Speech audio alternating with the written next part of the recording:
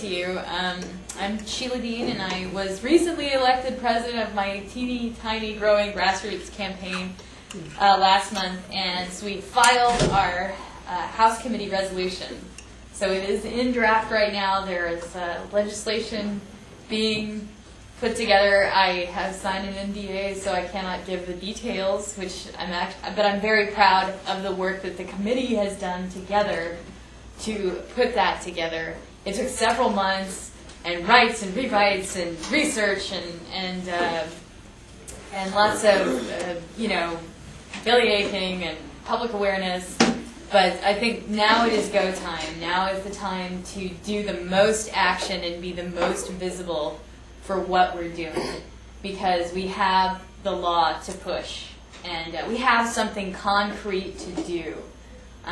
Before, it was more getting the information out, telling people what is a real ID. I don't think people in these circles are ignorant. Does everybody in here know what a real ID is?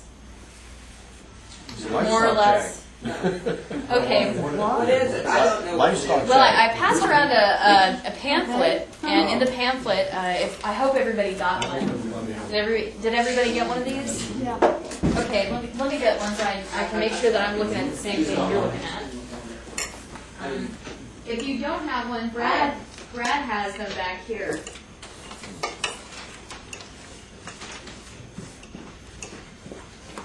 So you open it up, it says right in the center. So what is a real ID? It says a real ID is a federal ID or a nationalized ID mandated for crossing the U.S. borders, attaining social services, to enter a federal building, or to board a commercial aircraft. It also applies to entering nuclear facilities, but I know how many of you actually go into nuclear facilities every day, so I didn't really put that on there. It requires your biometrics and proof of citizenship, meaning your birth certificate or possibly a social security number. And different people in these awareness groups are at different places on identity, on social security cards, needing them, not needing them, feeling comfortable using them or not using them. But governance and identity is becoming a huge sore spot right now, because they have the technology to surveil us, bottom line. And they've got it down to a microscience, and everyone here, I'm sure, how many people here have actually heard of Catherine Albrecht? Oh, yeah. Okay, so many people here know about her work. Her work is to educate and advocate against the use and commercial proliferation of the radio frequency ID chip. And the reason why this ID chip is dangerous is because it attributes your identity to a little chip. And let me put it this way. Whatever you've done, wherever you've gone, there's a little record of that on this particular broadcast chip. It keeps a record and it transmits it somewhere, but it records the information. So if somebody comes by with a reader, it'll be able to see wherever you've gone, whatever you've done, in a nutshell. So they're going to take one of these little chips that actually is a commercial or consumer technology, and they're going to put it in your license. And so this was the plan for the national license, but here in Texas, I'll take questions in just a moment. Here in Texas, they have passed, last legislative session, I wasn't totally clear on this, but I got clarification today from Chief Judy Brown. They got permission to do the enhanced driver's license. Now, it's not going to be as relevant for people here living in Central Texas as it is at the border. There may be a big push to get people to adopt the enhanced driver's license, especially if they're commercial drivers. The commercial drivers, if you drive for a living, are in a really precarious place because your employment is hitched to the new Transportation Worker Identity Credential card. Same thing. RFID chip in the card. You got to put your identity keys, your social security number copy, and your birth certificate, which contains your mother's maiden name. These are your two identity keys which unlock everything about you if you need to get access to you. So for banking, for security, whatever. But those are the two main things people need to know you are you and to unlock the digital keys to who you are. Which is unfortunate, but they want records and they want to keep a copy of this in some sort of database somewhere. Where does the information go? Well, we're not too sure. Nobody has a solid answer, and they're certainly not going to tell somebody like me because they know I'm going to turn around and tell you. But I have kind of a foggy idea of where the information is going to go. There was $56 million, and we're back on Real ID now, the federal ID. All of that information, your birth certificate and your social security card, is supposed to go to a national hub and then shared with other states. Right now they do have information sharing so that people know that you've got a license in, like, Texas. So Gary, if you have a license in Texas and you go to Oklahoma, they'll know that you have a license in Texas.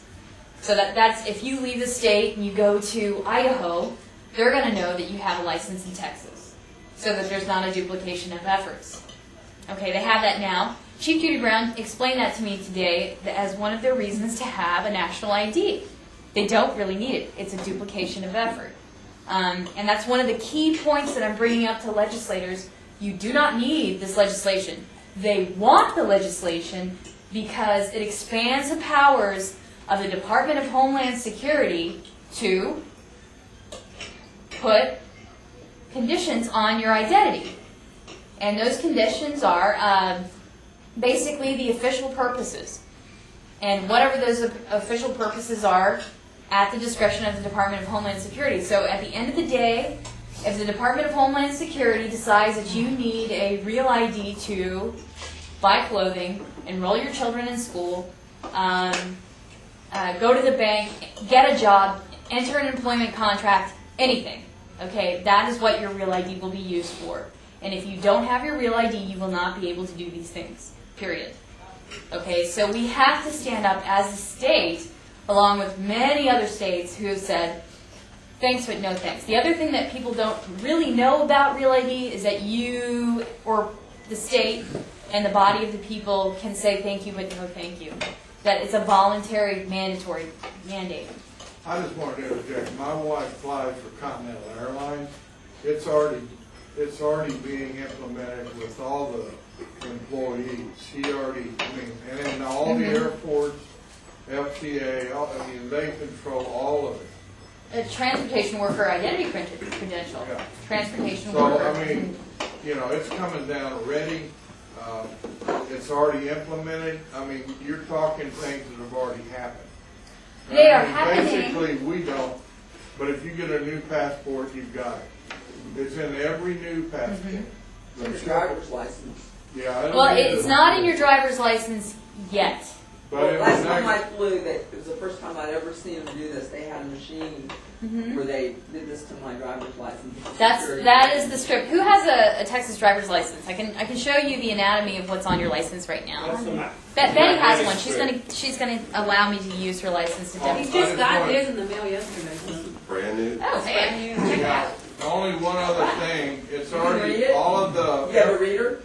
No, I don't have a reader, but Well, what's on there? okay. Here's what's on the license. I want you to finish your sentence first, though. The only thing else is that the infrastructure is already being implemented in all the airports. So in the next, it's by I think May. June. You can't fly without it. If you're a transportation worker. No, not even that. Even if you're a customer. Well, here's what they want to do. All right, there's a big difference between want and need. They're going to move forward whether you like it or not, and that's been their policy from day one since they passed this thing. Now, I want you to know how Real ID came to be. How did this horrendous intrusion in your personal privacy to the point where everything that you do can be logged and tracked? How did it get to this place? Well, through H.R. 1268, it was rushed through Congress and the Senate, and then it was extended. It was on the basis of getting Indonesian tsunami relief through, and body armor to troops who need it. Remember how everybody in the news really like moaning and groaning about the fact that, oh, these troops in the Middle East, they don't have any body armor.